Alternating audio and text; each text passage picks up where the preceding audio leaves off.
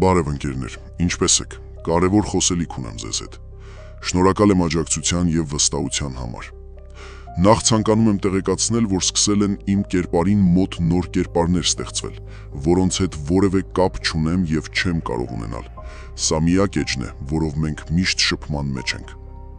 Խնդրում եմ որևէ այլ կերպարի չդիտարկել որպես հայ եւ չուղարկել նամակներ, քանի որ դա վտանգավոր կարող է լինել։ Ընկերներ, խնդրում եմ բաժանորդագրվել նաև իմ YouTube-յան ալիքին, որի հեղումը կդնեմ նկարագրության մեջ։ Որոշում եմ կայացրել վերջապես անցնել ուղիղ եթերի ձևաչափին, որը հեռարձակվելու է միայն YouTube-ով, իսկ հետագայում ամբողջական տեսանյութը կտեղադրվի այլ հարթակներում ևս։ Ընկերներ, մենք չենք հայհոյում, չենք վիրավորում եւ ցանկացած զինված հարձակմանը դեմ ենք, անկախ նրանից ով է երկրի վարչապետը, անկախ նրանից ինչ կարծիք ունենք մենք նրա նկատմամբ։ Ցանկացած տեսակի բռնություն, դա բռնություն է հայի դեմ, հետևաբար պետք է բացառել բռնությունը։ Ընկերներ, կրկին բազմաթիվ նամակներ եմ ստացել Արարատի մարզին վերաբերող։ Այս շաբաթը հիմնականում նվիրված է լինելու հենց այդ մարզին։ Խոսելու եմ Նիկոլ Փաշինյանի կոալիցիոն ընկեր Արամ Սարգսյանի ապօրինություններից, Արարատի տխրահռչակ համայնքապետից, Արտաշատի համայնքապետից, Մասիսում տեղի ունեցող որոշ անօրինականություններից։ Նախապես ասել էի, որ խոսելու եմ նաև կուսակցություններից մեկի մասին, սակայն որոշ ճշտումներից հետո նոր կխոսեմ։ Ընկերներ, Արարատի մարզում բազում թալանի հետ զուգահեռ սկսվել է իշխանական ուժի ռեպրեսիաները քաղաքական հակառակորդների նկատմամբ։ Դպրոցների մանկապարտեզների աշխատակիցներին զգուշացվել են, որ քաղաքացիական պայմանագիր կուսակցության օգտին չքվեարկելու դեպքում կկորցնեն աշխատանքը։ Արտաշատի համայնքապետ Կարլեն Մկրտչյան, բարև ձեզ, ինչպե՞ս եք։ Երևի չեք ցանկանա, որ կոպիտ անդրադարձ կատարեմ ձեզ։ Եթե այո, ապա խնդրում եմ պատասխանել մի քանի հարցի։ Ինչու եք 2022 թվականին համայնքապետարանից ազատել այն անձանց, ովքեր ձեր քայլելուն չեն միացել։ Պարոն Կարլեն, կասեք դուք ինչով եք տարբերվում նախկիններից, որ մարդկանց ընտրելու իրավունքի վրա բռնանում եք։ Հանգիստ մնացեք, շուտով հեղափոխություն է լինելու, եւ դուք ձեր արած ապօրինությունների համար եւս պատասխան եք տալու, կարող եք չկասկածել։ Արարատի տխրահռչակ համայնքապետ Ասլան, Աստված չանի լավ լինեք, բայց ամեն դեպքում հերիք է մարդկանց ահաբեկեք։ Իդեպ, ձեր հարցը կարծես լուծված է, ընտրություններից հետո ասում են ձերբակալվելու եք։ Ձեր քրեական բեռը մի ավելացրեք, այն էլ բան չի մնացել ապրելու, գոնե մի փոքր հույս պահեք, որ ազատության մեջ կկարողանաք հայտնվել։ Ընկերներ, հիշեք, հունիսի 7-ից հետո հունիսի 8 կա, պետք է առանց ամաչել իրար աչքերի մեջ նայենք։ Դրա համար պետք է ընդամենը հարգանքով մոտենալ անգամ մեր քաղաքական հակառակորդներին։ Ի վերջո որևէ քաղաքական ուժ չի գալու ձեր մատից փուխ հանելու։ Գալու են եւ կրկին 5 տարի մոռանան մեր գոյության մասին։ Գալու են շարունակեն իրենց թալանը, իսկ մենք մեր գլխին ենք տալու, թե ինչու ընտրեցինք։ Վստահեցնում եմ, միասին աներու ենք մեր երազած հեղափոխությունը եւ որևէ քաղաքական ուժ դրանում որևէ մասնակցություն չի ունենալու։ Դա լինելու է մեր հանրության սրտի ցանկությունը։ Վաղը թեժ է լինելու, կրկին խնդրում եմ, բաժանորդագրվեք YouTube-յան ալիքին, վաղվանից այնտեղ է լինելու ուղիղ եթերը։ Հարգանքներով, ձեր հայը։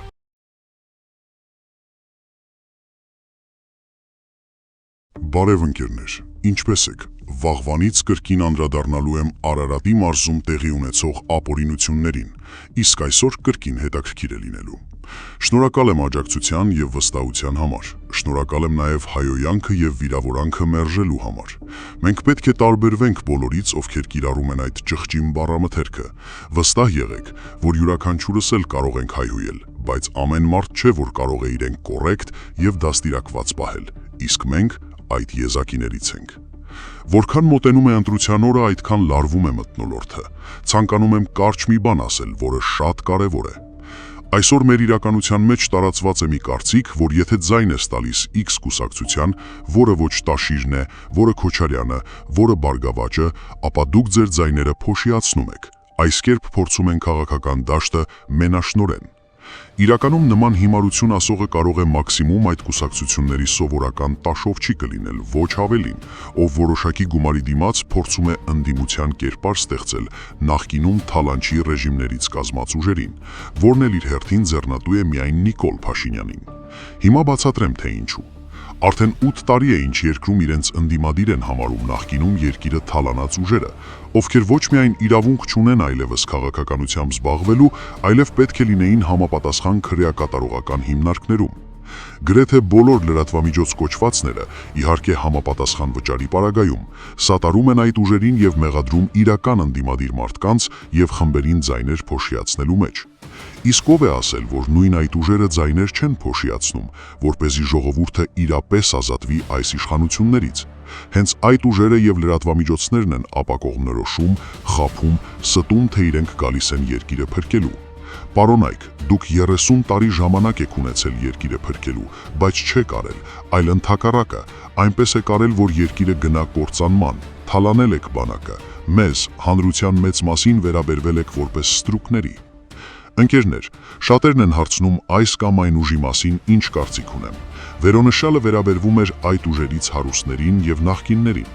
Կան մարդիկ ասում են միայն դոք, բայց ես ինչպես գիտեք, դեմ եմ հայհոյանքին եւ վիրավորանքին, հետեւաբար այդ ուժի մասին որևէ բան չեմ ասի։ Հարցնում են Գուրգեն Սիմոնյանի մասին, որին անձամբ չեմ ճաղաչում, սակայն որոշ բաներ փորձեցի պարզել։ Իհարկե այս փուլում չէի ցանկանա վնասել որևէ մեկին, բայց հարցերի տեսքով կխոսեմ Գուրգեն Սիմոնյանի մասին։ Պարոն Գուրգեն Սիմոնյան, բարև ձեզ, ինչպե՞ս եք։ Ինձ ձեզանից շատ են հարցնում, թե ինչ կարծիք ունեմ ձեր ուժի մասին։